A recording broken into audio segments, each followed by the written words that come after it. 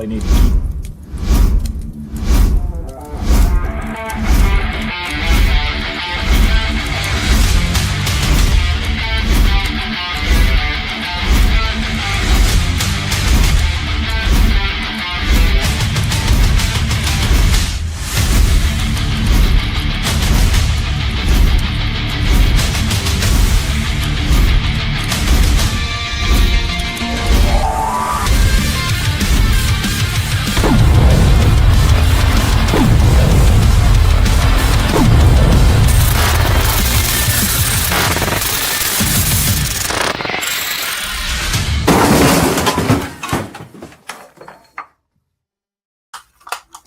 Hey, and welcome to yet another episode of 30 Minutes of Comic Book Chaos. Chaos. Tonight we have, once again, we have Thomas Formonte, we have Brian Brito, Brito, yeah, and Stephen Butler. We are missing a few of our normals, but did we also apparently, I guess, he was so entertaining last time that we brought Andy Childers back from Bubble World Comics.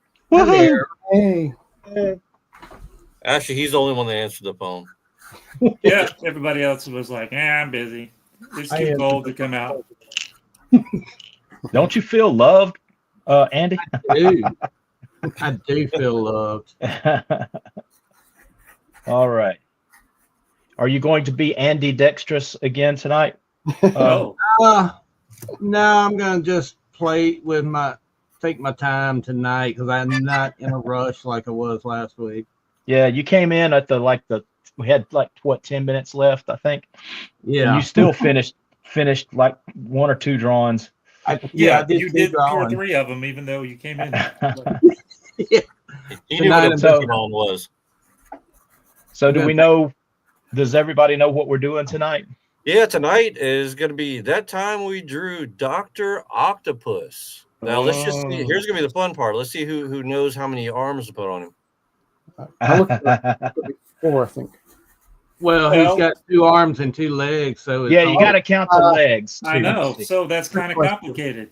Well, how many appendages? How many appendages are you going to be drawing? Well, that would be. Be careful. So 8.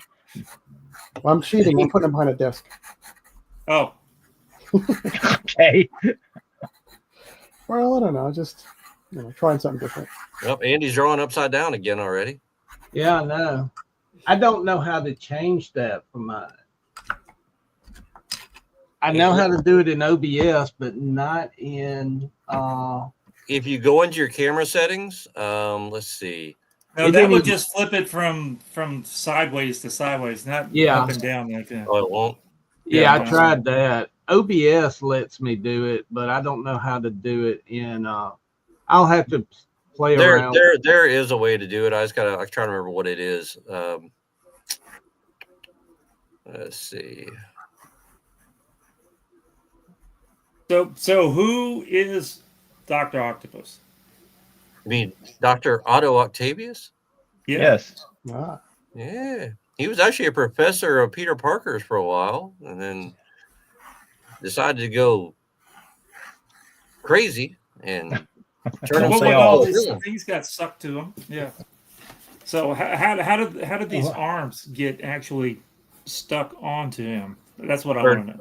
Well, at first it was just a device, right? That he put on. It was just a device that came on that was attached to him. Then they became a part of him. Honestly, I don't remember how that all happened, but yeah, they became a part of him.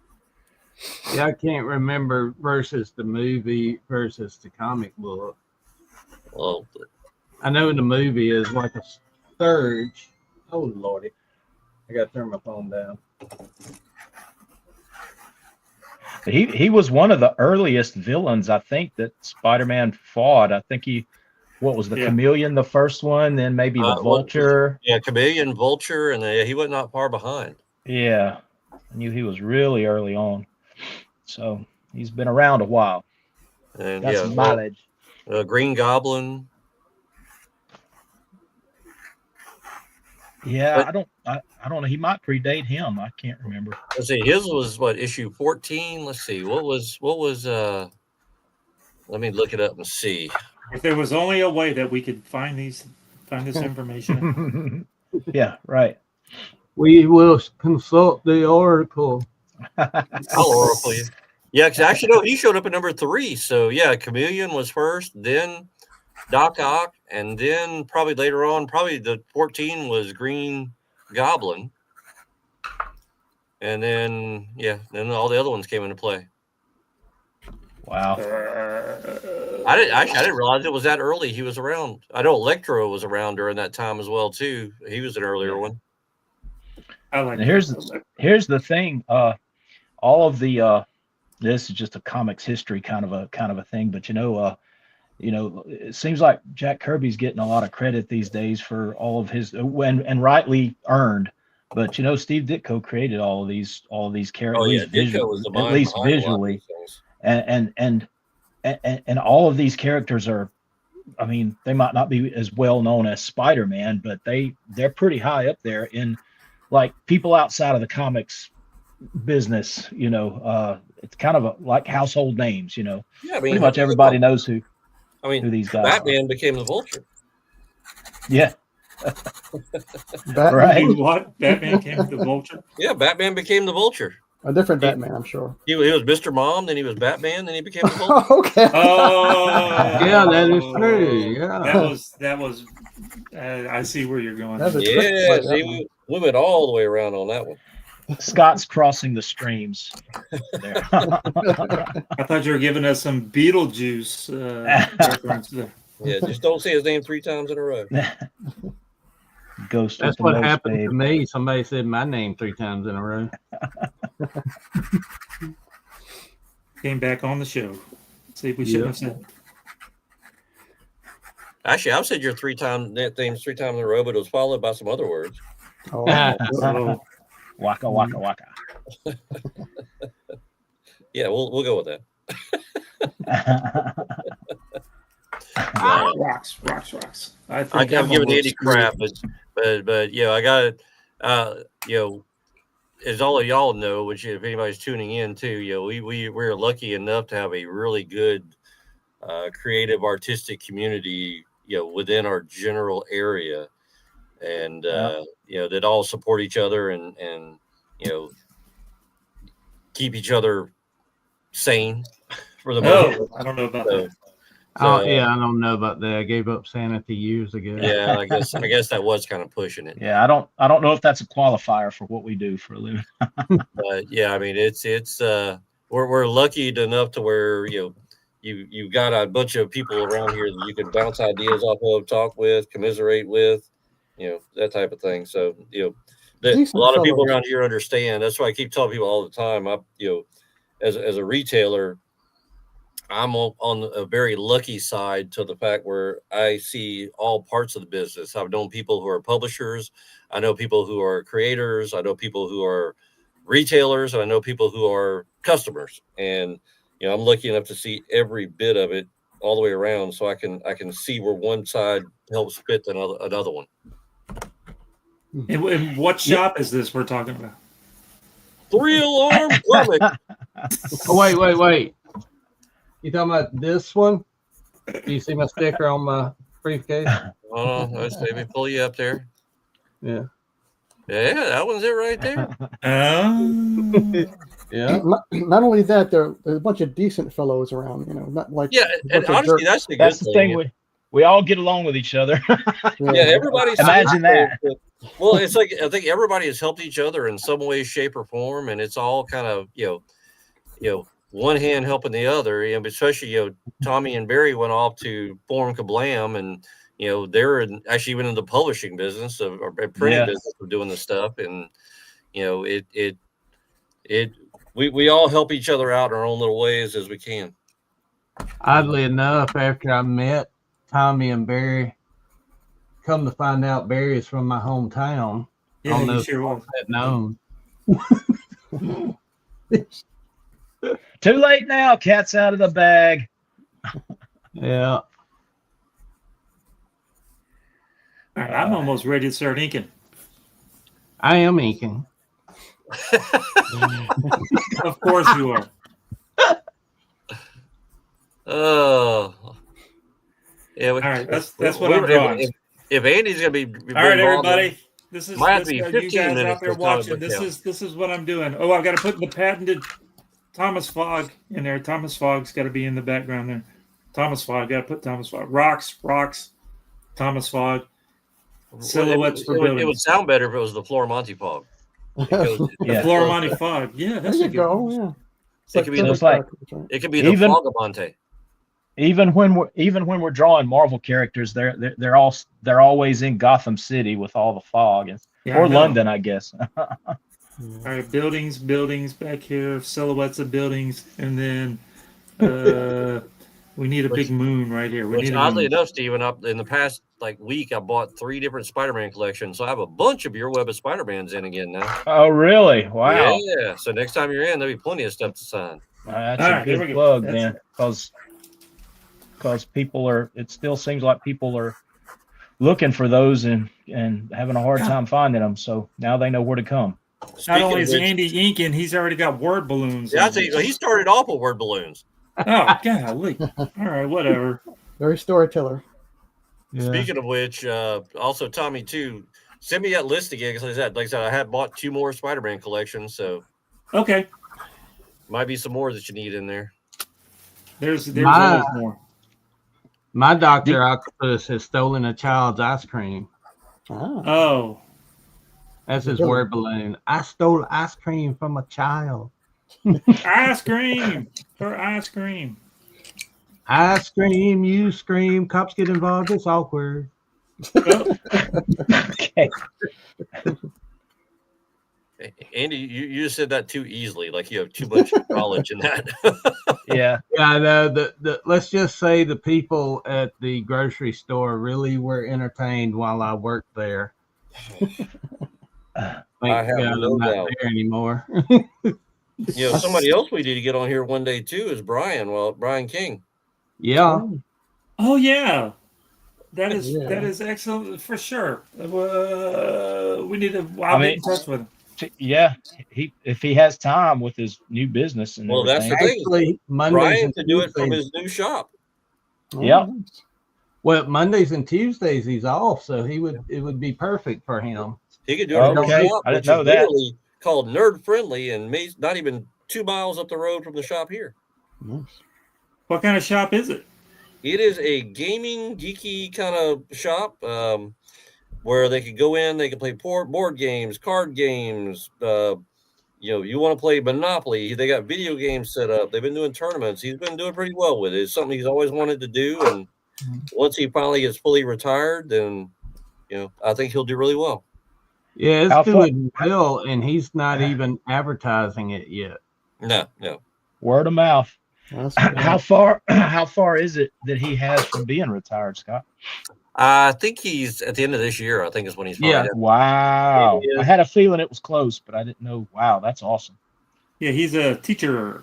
Yeah, he's an art teacher over at St. Martin here, and and game creator and all kinds of other stuff. So, look, Brian's already painting. God. It's not working out for me today. I don't know. I never draw this guy before either. My Doc Ock looks like he's giving somebody the finger. Let's I need to change that. One of his. Oh, he is. Why you got one of his arms is. You got to have it on doing that. It just happened that way. Kind of like that. What was that one cover that we did? The Jay and Silent Bob meet Archie. Yeah. I'm still a little upset. They make Really erasers. changed it. Yeah, because it would have been so appropriate. Well, and even knowing after the fact of what was in the interior of that book. It would fit. I was like, man, that would have fit. I was kind of worried at first, like, well, I guess glad she did change it because they might have not printed it. But now knowing what I know, they would have printed that in a heartbeat. Yeah, probably so. Yeah, speaking of which, I'll be going to St. Tammany this weekend to see Ming and Sean Gunn over there. And I'm gonna take a handful of them over there and make Ming sell them to give you money. So awesome! I saw where Adam Hughes was going to be a guest. Is that the same one? I'm gonna go talk to him too and see about what we can do about getting him here. Oh, that would be cool. So he's just up in Atlanta. So yeah, yep. From all I know, don't think the Gaijin Studios is around anymore. No, they're long gone. Yeah. But we got to think. I mean, I'm trying to think of something in case there is no free comic book day next year to do something around the same time, and Yeah. that's all up in the air with Diamond owning free comic book day and them being kind of a defunct thing now. Just do a 3-alarm con. Yeah, that's what I'm thinking. That's pretty much what they were anyway. In all but name, but might as well go there. Yeah, because actually I talked to Tex 2 days ago, and maybe talk about getting him to come down again for it, because I hadn't seen him in actually quite a while. I talk to him all the time, but I haven't actually seen him in a while. Yeah.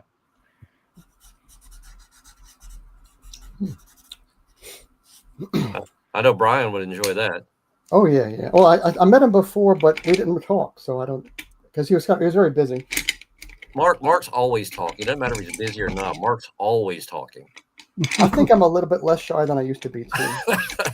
Like I remember when he was here, he was at the shop. He stayed one night at the shop. He had a radio playing some program. He had a movie going on his laptop. He had the TV streaming something else, and talking to 3 different people as he was doing a cover for Valiant, I think. That is rare. That's almost as rare as ambidextrous. I don't know if he could actually work without being distracted. Huh.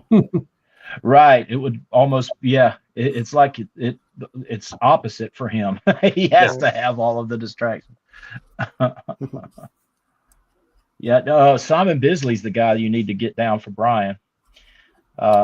If he's around. I know he does a lot of shows down here, or he has. Yeah, he and I kind of have a love-hate relationship. Oh, Bisley? You and Bisley? Okay. Yeah, we got along great, got along very, very well, and then he had one more drink, then he stared me down and he wanted to eat my soul. Hey, Scott, I think he quit drinking, didn't he? I know. And that was pretty he stared emphatic. Me down and then proceeded to tell me how horrible I was. Then the next day, he was my best friend again. Hey, I want to tell you my story, too. He's got that Jekyll Hyde thing. I met him at the bar over there. I don't know if you can hear me. Yeah. I actually bought him a drink. Oh, I bought him quite a few. He bought me a few. It was Southern Comfort on ice. I'll tell you, you ever want to get on his good graces, bring him biscuits and gravy from Whataburger. I heard about that. Oh, really? Yes. He is like completely enthralled with biscuits and gravy from Whataburger. I bet you thought it was a cookie at first. Yeah, those Brits don't know their biscuits are different than ours. Yeah, those are more they like got scones. Yeah. They call them scones. Yeah, what they call biscuits are basically what we call cookies. Yeah, right. They're crazy. They don't know what they're talking about. Yeah. I saw a video on YouTube one time that had a bunch of British boys, like school in their uniforms and stuff, trying biscuits. Food. Yeah, for the first time. And they all talk like, that looks disgusting. I'm not going to try. And then they eat it, and they're like, can I have some more, please? Yeah. Kind of a thing. It has the flavor. Best thing ever.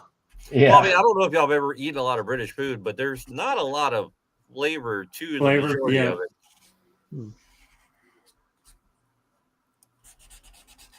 I have a feeling this is not going to work out today. I'm going to see, though. It might work out. Yeah, it's going to work. Their seasoning is not very, very. So, I got to ask you about this, Stephen. What's this about a friend of yours ripping off one of your drawings? How did you hear about that?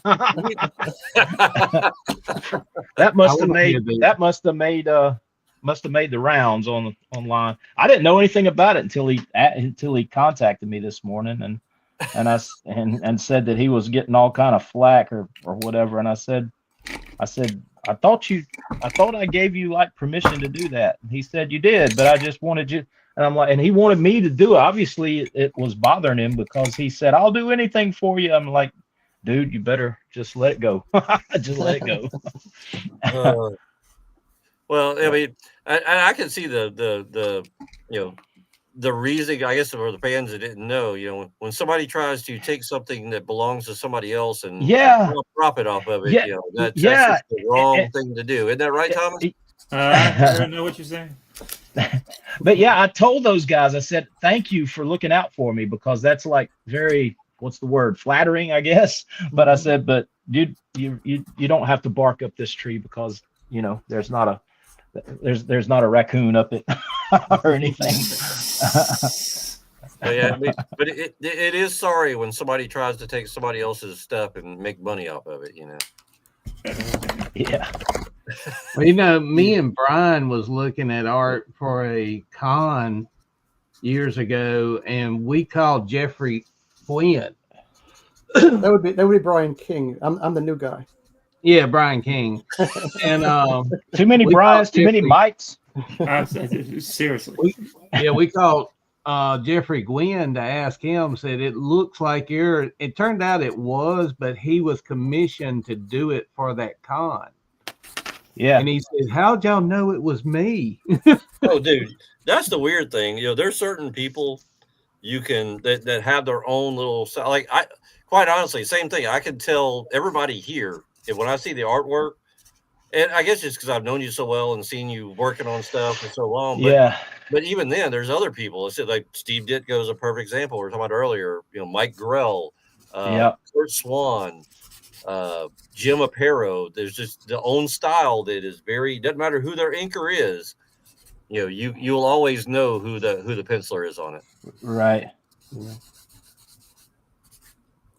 And you've been in this. Mitch. Mitch Bird, of course. Yeah. For sure. You can almost call them birdisms. I still think it's funny is, every time I'll go to a convention and I talk to, like when I was talking with William Stout, and I was asking about his influences, and he actually mentioned Mitch. I was like, oh, well, actually, Mitch lives with me. And he's like, what? He goes, Mitch Bird? I'm like, yeah, here, let me show you some of his current stuff that he's been working on. He goes, like, and I always get this every time. The Mitch Bird? Oh, Lord. Like, yeah, but my daughter calls him Uncle Mitch. Yeah. It's something you got to explain about people around here. The ego thing is not a big deal at all. Yeah. Not much, and this is good. It's very refreshing, I think. Oh, I still remember we were at one of the years in Orlando at MegaCon, and Krista, my daughter, was still little, and we were up at Billy Tucci's thing, and she saw the issue of She that Mitch had drawn, and she goes, Daddy, can we go ahead and get that? I want to get Mr. Mitch to sign it. And I guess Billy's mom helps him work the booth, and she goes, I'm sorry, sweetie, I don't know who this Mr. Mitch is, but my son did this. Krista goes, no, he didn't. Oh, Lord. And she goes, yes, sweetheart, this is my son's creation. And Billy overheard. He goes, Mom, I didn't do that one. That Mitch drew the interiors of this one. And then he looked, he goes, Mitch Bird's here? Chris goes, yeah, he's right over here. He came with us. And I think he was sitting over there with Tommy and Barry. Yeah, he was. Yeah, I remember that one. I remember going to a MegaCon with him. Tommy, you probably remember this. It was back when CrossGen owned the show. Oh yeah.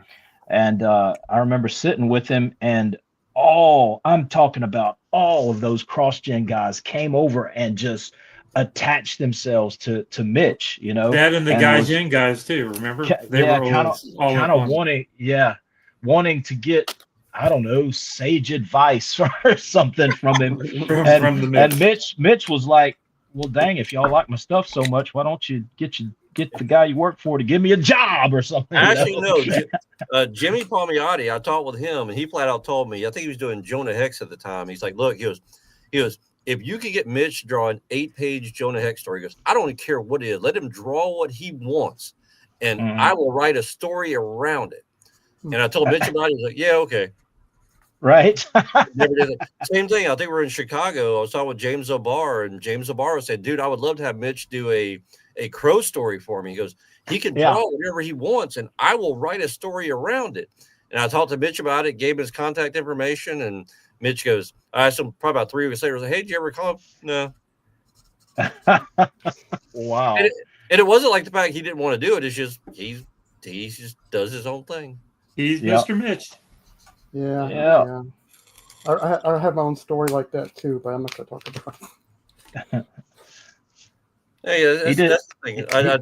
I tell people all the time that it's weird because I just everybody always thinks that most artists are very eclectic and things like that. Like, no, they're just like normal people. Everybody has their own freaking personality. Yeah. Right. Except for Brian. Except for Brian. Oh yeah, I'm so unoriginal. I don't even have an original name. I'm named after Brian. He has to name himself after a Mexican folding snack. Exactly. And I don't think he even spelled it right. Yeah, he spelled it wrong. I'm contrary. Oh, Lord. Damn it, Andy, you've been quiet for longer than I've ever heard in my life. What's going on? Oh, I just going off. got into inking. I thought he was Man. eating or something. No, it just dawned on me. I'm going to have to ask y'all's opinion on colors. That's right. That's It- something a lot of people don't know about you. I He do. does have a green suit, right? Yes, green and Green and yellow. I still like your Yellow or idea of orange doing or a coloring book for the colorblind. Yeah. Ambidextrous and colorblind. That's pretty important. what a pedigree, right? Maybe the part of the brain that usually works with color works with other. Let's be honest. There's not a lot of parts of brains that are working over there. Ooh. Waka waka waka. Waka waka. In fact, it's time for Cookie Monster. My point is proven. Me taking the trash out. I love how he calls date night that. Taking the trash out. That just means he hangs out with Oscar the Grouch. Actually, I was showing somebody a lot of Andy's artwork in here earlier. We were talking about here, I think yesterday or no Sunday, and I was showing a lot of Andy's artwork. I said, honestly, out of everybody I know, he probably has one of the best humorous one-liner type minds of anybody I've ever known. I said he could take anything, turn it into a pun, a joke, or whatever, and it works. Nice. That's a skill I wish I had. I have dad humor at best. Oh, dude, you're pretty funny. You just don't know it. Maybe Tony she gives me a hard time. Maybe I don't know. she keeps telling you to shut up. We're laughing at you. I mean, with you all the time. She's not laughing at you. She's laughing with you. Lemon yellow and grass green, y'all. Yeah, don't forget the Grimace purple. Yeah. Is there purple on them? I didn't notice. No, there's not. Brandy, yeah. That's Green Goblin. All right. Oh, that's cool. I got to tell you, Steve, looking at yours, I see a lot of Ramita Senior and Ron Friends kind of influence on that one. Well, that's pretty much my my zip code. Anyway, always has been as far as that goes. I mean, just the face and everything else looks good. Yeah. Well, I got an old Spider-Man comic here that I'm looking at. Oh man, a really old one. Oh wait, I found a good picture of his there face. you go. Oh yeah. He always looks like he's constipated. I like your version better. I don't know that he has a collar like that. Yeah, He's that got was so many kinda different outfits. It's kind of like the Fantastic Four uniforms. It's got that wide. It's not really a collar. It's just a little. Which have y'all watched any of that yet? Now that's on Disney. Oh yeah, I loved it. I haven't watched it yet. I've hadn't we seen put it it on either. for background stuff, but I haven't watched it yet. I went to the movies to see it. I liked it. I want to watch the. Superman better. I got nothing else to say. You liked what better? The Superman movie better, but I did enjoy the Fantastic Four. I love the retro future look. I'm not gonna lie. I kind of like I said, I still watched Fantastic Four, but Superman was kind of surprising for me. I wasn't expecting it. I mean, I went into it with low expectations, but I wasn't expecting it to be as good as it actually was. Mr. Terrific kind of took the show. He Man, is. you brought that dog. Well, him, Guy Gardner, Hawk Girl. I mean, they all. I mean, it was a It was a big cast. That's for sure. Yeah, I mean, it'd be unlike like with the Black Adam thing where they tried to throw a big cast and it just didn't work. This one really did. Yeah. You know, the I thing like- with the Fantastic Four movie that made me, I thought it was a good movie, but it made me realize I wanted